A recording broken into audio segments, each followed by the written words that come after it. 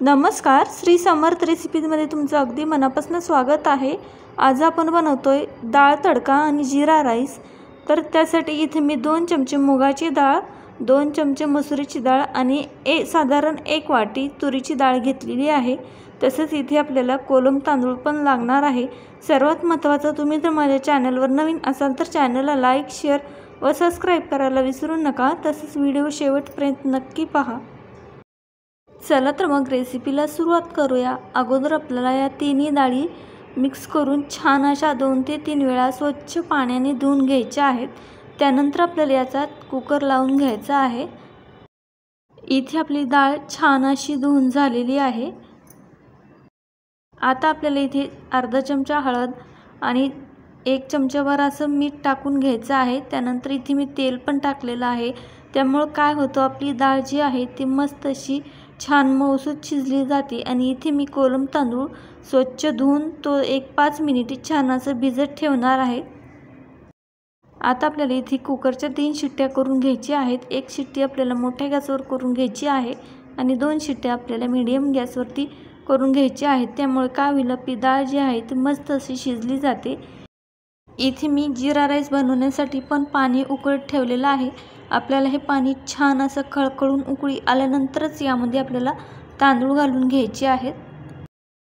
बाहेर पाऊस पडत आहे, त्यामुळे मी आज हा मस्त असा जीरा राईस आणि डाळ तडका याचा बेत बनवलेला आहे।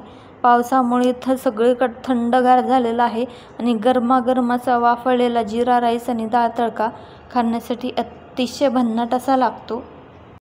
इथे तुम्ही पाहू शकता, आपल्या पाण्याला मस्त अशी खळखळून उकळी आलेली आहे। आता आपल्याला यामध्ये छान अशी स्वच्छ धुवून घेतलेली कोलम तांदूळ घालून घेतल्यानंतर मस्त असं आपल्याला हे चमच्याने हलवून घ्यायचं आहे।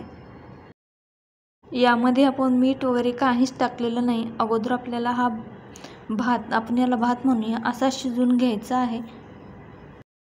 आपला जीरा राईस मस्त असा पांढरा शुभ्र होण्यासाठी इथे मी अर्धा लिंबू यामध्ये पिळून घेतलेला आहे।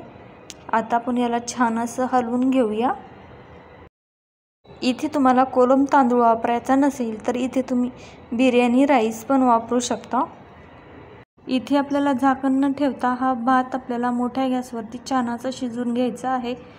इथे तुम्ही पाहू शकता, आपल्या भातातलं मस्त असं पाणी अटलेलं आहे। यामध्ये आणखीन थोडंसं पाणी शिल्लक आहे। आता आपल्याला यावरती एक झाकण ठेवून मंद गॅसवर हा भात छान असा शिजवून घ्यायचा आहे। अशा पद्धतीने भात शिजवल्यामुळं भात आपला छान असा मोकळा फट होतो। आता आपण यावरचं झाकण काढून घेऊया आणि पाहूया आपला भात शिजला का नाही ते। इथे तुम्ही पाहू शकता, आपला भात जो आहे तो मस्त असा एकदम मोकळा फट शिजलेला आहे। इथे तुम्ही पाहू शकता, आपला मस्त असा मोकळा फट भात तयार झालेला आहे। आता आपण हा भात एका मोठ्या ताटलीमध्ये ओतून घेऊया। त्यामुळे हा आपला भात जो आहे तो पटकन थंड होतो आणि असाच मोकळा फट राहतो। तुम्ही जर हा भात असाच पातेल्यामध्ये ठेवला तर तो चिकट होतो। त्यामुळे भात झाल्यानंतर तो असा एकदम मोकळ्या परातीमध्ये ओतून घ्यायचा। आणि इथे आपलं कुकर पण झालेलं आहे। आता आपण झाकण काढून पाहूया, आपली डाळ जी आहे ती मस्त अशी छान मऊसूत शिजलेली आहे।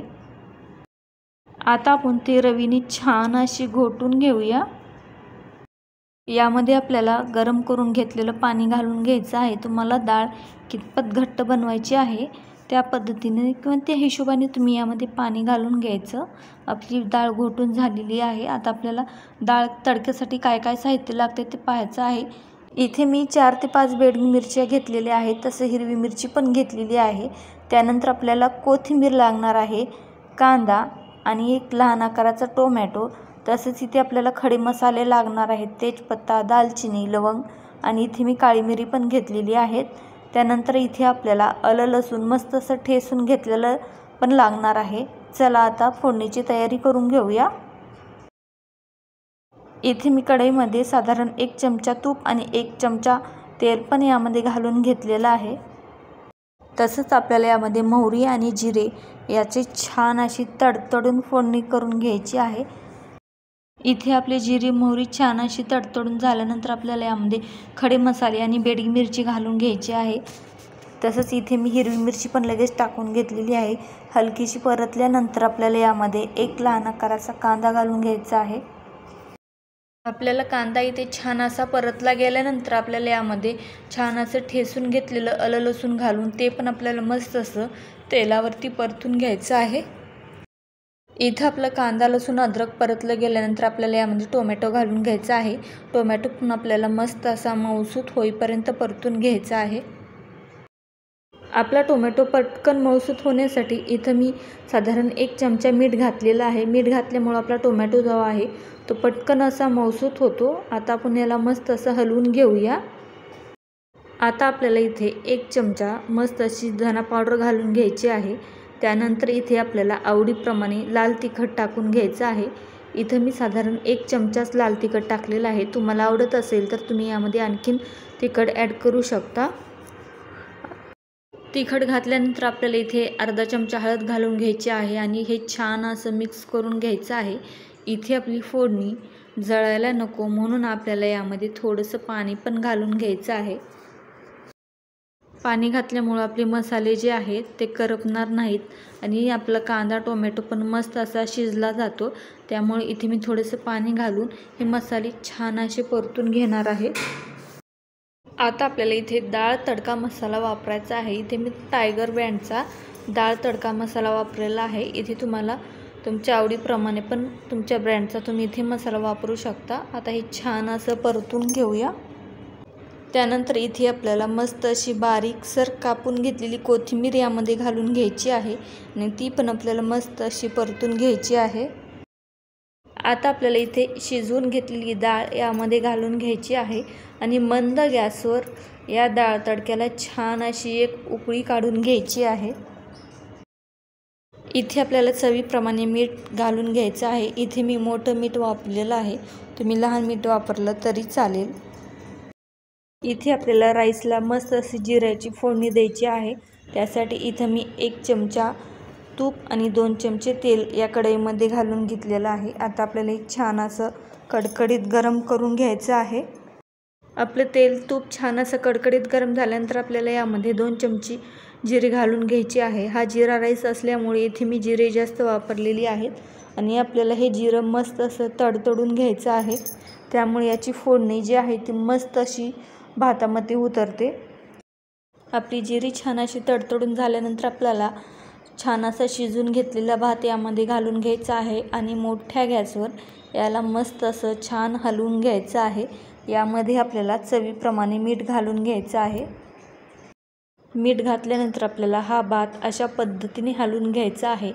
अगदी हळूवारपणे आपल्याला हा भात छान असा हलवून घ्यायचा आहे। जर फास्ट तुम्ही भात हलवला तर याचे तुकडे पडतात। त्यामुळे अशा पद्धतीने आपण हा भात मस्त असा मिक्स करून घेऊया। आता आपल्याला इथे मस्त अशी बारीकसर कापून घेतलेली कोथिंबीर यामध्ये घालून घ्यायची आहे। कोथिंबीर घातल्यानंतर परत हे मस्त असं मिक्स करून घेऊया। इथे तुम्ही पाहू शकता आपला तडका पण मस्त असा छान उकळत आहे आणि आपला भात पण झालेला आहे। तर इथं आपला मस्त असा गरमागरम डाळ तडका आणि जिरा राईस तयार झालेला आहे। आता आपण ते एका डिशमध्ये काढून घेऊया। इथं आपला मस्त असा गरमागरम वाफाळलेला जिरा राईस आणि डाळ तडका खाण्यासाठी तयार झालेला आहे। इथे मस्त असा एका साईडने भात लावलेला आहे आणि यावरतून मस्त अशी कोथिंबीर कापून यामध्ये घालून घेतलेली आहे।